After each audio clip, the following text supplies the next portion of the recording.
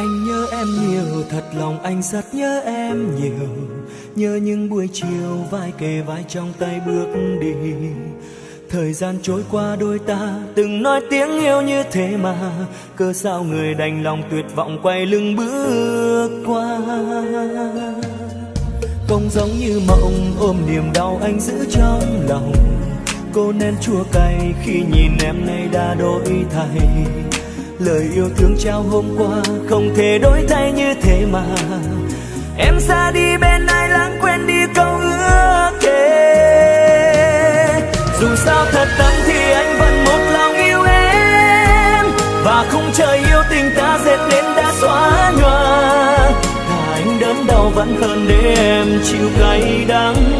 Thà là đường tình cho riêng một mình thương đã. Tình yêu của anh và em sẽ không như lúc đầu. Đường tình nghiệt ngã với anh vết thương cũng bình thường. Chỉ lo ước mơ của em sẽ không được như ý, và chặng đường dài em đi một mình được không em, lúc vắng anh bên cạnh.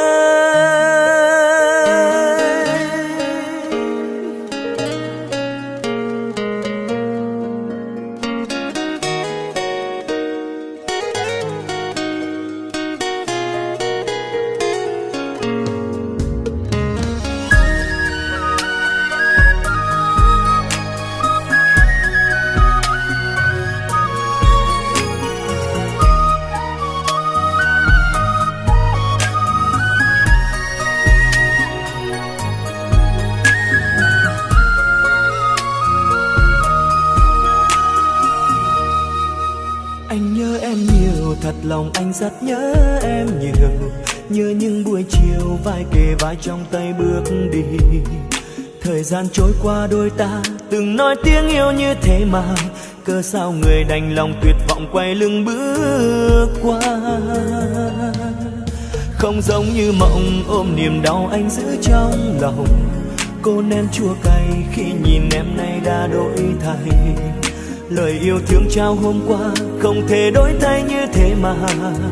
Em ra đi bên ai lãng quên đi câu ước thề.